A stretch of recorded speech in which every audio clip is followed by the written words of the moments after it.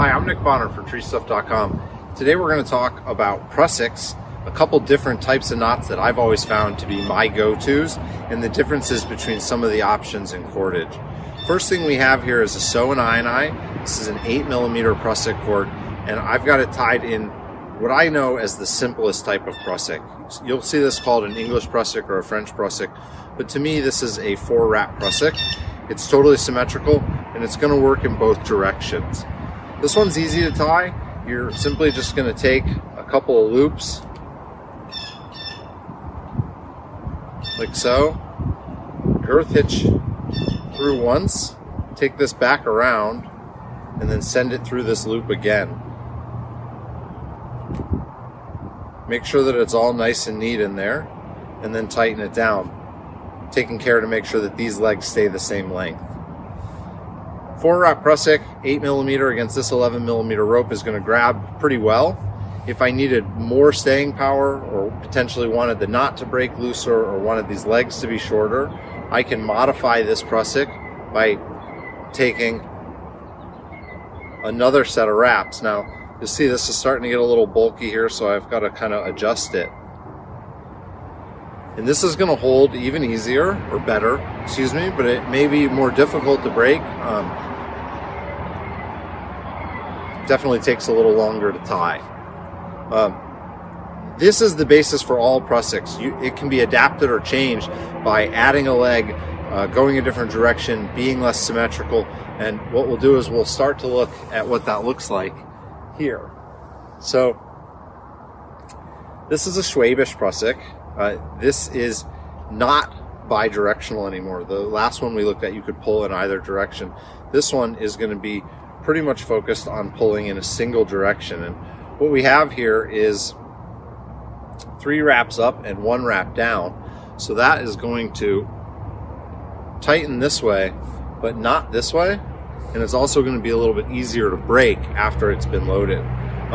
When you have a micro pulley underneath here, popping this up as you tend slack in a climbing system, or if you're using this as like a progress capture in a rigging system, that's where that starts to become useful.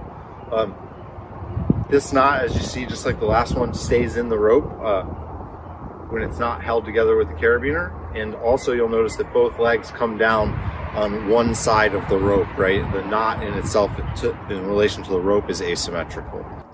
When you tie the Schwabish, you're going to start by taking your wraps up with a single end, and to do a 3-1, when you get the 3 here, you're going to cross over the standing line and then take this around the rope and in the same direction pop it out there. A little bit of effort into dressing it and setting it. You can get it equalized, same amount of tension on each leg.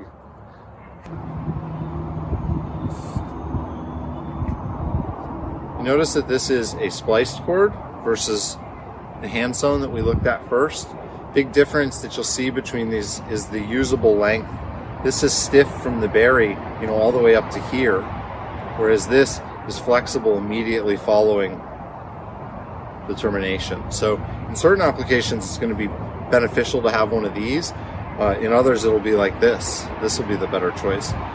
For both of these knots, I think I would rather have had an 8mm cord with the sewn eye, simply because you get more usable length, which allows you to really shorten this distance by using the right size cord or a different knot. So that's the Schwabish. This can again be modified and as a platform to go off of. Additional wraps could be taken. You could take 2 down here at the bottom or 4 at the top. And then ultimately, eventually you can switch the direction of this lower one. And that's what we'll look at here. This is a distal knot, and it is essentially the same as the Schwabish, except at the end, this last wrap goes the different direction. This brings the eyes down on either side of the rope, so when you're starting to integrate a micro pulley or some other piece of hardware down here, you get a nice cleaner system that lays in well. A lot of people prefer that. This knot also, you start to get where it'll break itself as it's going up. So this is a 10mm cord on an 11mm line, again with the smaller diameter Prusik line versus host. you're not always going to be able to just break this and push it up. It will, when you load it pretty heavily, you know, get to where the legs come up like this.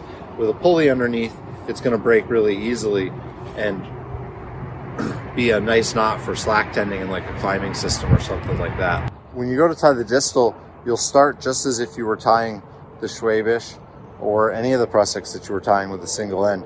Here we'll go 4 wraps up, we'll cross, we'll come around to the opposite side of the rope, twist, and then just pop out like this. And you can see there's really nice symmetry to the way that these legs pop out here. And that's going to be a 4-1 distal. Now you could again add 2 twists here, or 3 and 2, or 2 and 2, and these knots all go back to that same platform at the beginning. The Schwabish was one of the first knots that I learned. The distal shortly after that, and I think these are both really good choices to experiment with different types of cords and terminations with your climbing line and find what's good for you, down here on the ground like I am today. But definitely good choices. When I started climbing, I was told that I had to learn those knots first, and then I could eventually learn the VT, the Corvette of knots. And this is an example of a Valdotain Tresse, or VT. There are a lot of names and variations on this knot, especially like the other one, because I think this one really lends itself to doing differently each time. It's comprised of a series of wraps and coils, right? So here I have 4 wraps, 1, 2, 3 coils. This knot's going to break up very easily, especially when you use a hand spliced line to do that last coil. It's going to break super easily. It's going to tend the smoothest through a pulley. The downsides of something like this are that it can be finicky and the performance can vary a lot from rope to Prusik cord. And I think this one requires the most careful attention and effort to tune it in, versus some of these other knots, they either work really well or they don't work at all, and it's easier to get them going, but you lose some of the performance that you get out of a knot like this. And even with no micro pulley and putting my whole weight on it, I'm very easily able to break it and push it back up again. So this is an 8mm hand spliced line on this 11mm rope.